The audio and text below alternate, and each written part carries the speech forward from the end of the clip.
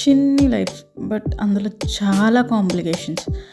Life చిన్నది అని చెప్తారు, అది నిజమే. బట్ ఇంత చిన్న లైఫ్లో ఇన్ని కాంప్లికేషన్స్ ఎందుకు, ఇన్ని టెన్షన్స్ ఎందుకు, ఇంత స్ట్రెస్ ఎందుకు, అసలు ఇంత ప్రాబ్లమ్స్ ఎందుకు?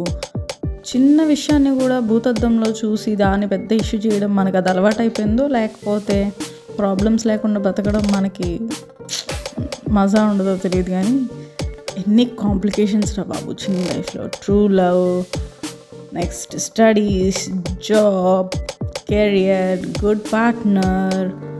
బాబోయ్, ఒకవేళ గుడ్ పార్ట్నర్ దొరికితే పిల్లలు ఫ్యూచర్.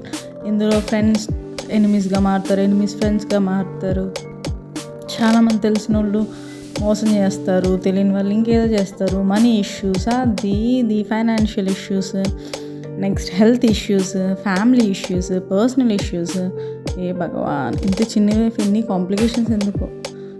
ఏదొచ్చినా లైట్గా తీసుకొని మూవ్ ఆన్ అవ్వడం నేర్చుకోవడం బెటర్. లేదంటే ఎవరిని ఎక్కువగా లవ్ చేయకుండా సింపుల్ అలోన్గా మనల్ని మనం ఎక్కువ లవ్ చేసుకుని బతికడం better. Because we don't hurt our selfs కదా.